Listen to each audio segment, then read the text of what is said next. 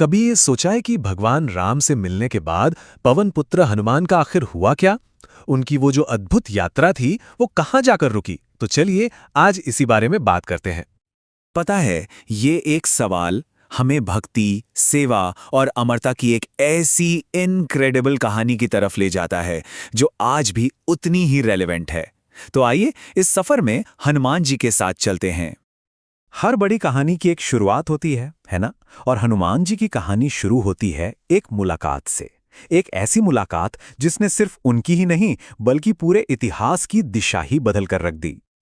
जरा सोचिए, ऋष्यमूक पर्वत का वो सीन। एक तरफ हैं श्रीराम अपने भाई लक्ष्मण के साथ माता सीता की खोज में व्याकुल, और दूसरी तरफ सुग्रीव के सबसे काबिल और भरोसेमंद मंत्री हनुमान। ये बस एक आम मुलाकात नहीं थी, ये तो किस्मत का लिखा हुआ एक बहुत बड़ा अध्याय था। और फिर वो पल आया।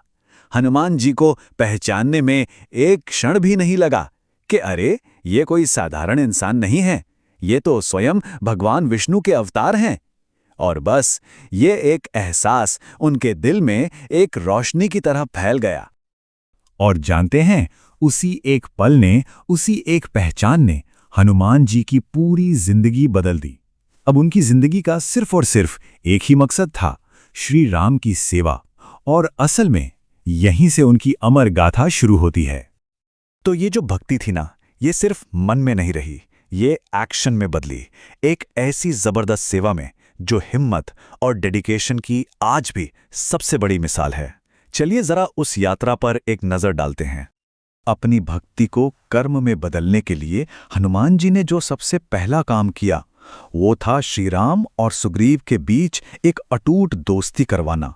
और यही दोस्ती आगे चलकर लंका पर जीत की पहली सीढ़ी बनी।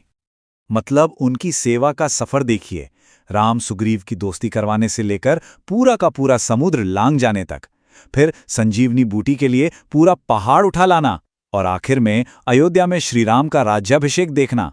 उनका हर एक काम उनकी भक्ति और उनकी असीम शक्ति का सबूत है। अब कहानी उस मोड़ पर आती है जो सबसे गहरा है और शायद सबसे मिस्टीरियस भी। ये बात है अमरता के उस वरदान की, एक ऐसा वरदान जिस पर समय का भी कोई असर नहीं होता। तो जब भगवान राम ने अपनी लीला समाप्त की और वो वैकुंठ धाम लौट गए, तब एक बहुत ही हैरान करने वाली बात हुई। उनके सबसे बड़े भक्त हनुमान वो यहीं पृथ्वी पर ही रह गए। तो सवाल ये उठता है कि आखिर ऐसा क्यों? और इसी सवाल में एक बहुत गहरा राज छुपा है।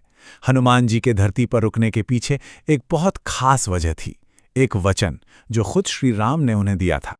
और वो वचन था कि हे हनुमान, जब तक इस धरती पर राम का नाम लिया जाएगा, तब तक तुम भी रहोगे। ये था श्री राम का दिया हुआ वो अनमोल वरदान, अमरता का वरदान, जो सीधा सीधा राम नाम की शक्ति से जुड़ा हुआ है। और यही तो इस पूरी कहानी का सार है। ये सिर्फ कोई पुरानी कथा नहीं है, बल्कि एक जीवित सत्य है। आज भी ये माना जाता है कि जहां जहां सच्चे मन से राम नाम का जाप होता है, हनुमान जी वहां किसी न किसी रूप में मौजूद रहते हैं। वो चिरंजीवी हैं, अमर हैं। तो आखिर में एक सवाल खुद से पूछने वाला है, अगर भक्ति में इतनी ताकत हो सकती है कि वो किसी को हमेशा के लिए जीवित रखे, तो ये हमारे अपने जीवन के पर्पस, हमारे उद्देश्य की शक्ति के बारे में हमें क्या सिखाती है? हनुमान जी की कहानी सिर्फ एक कथा नहीं है, ये इस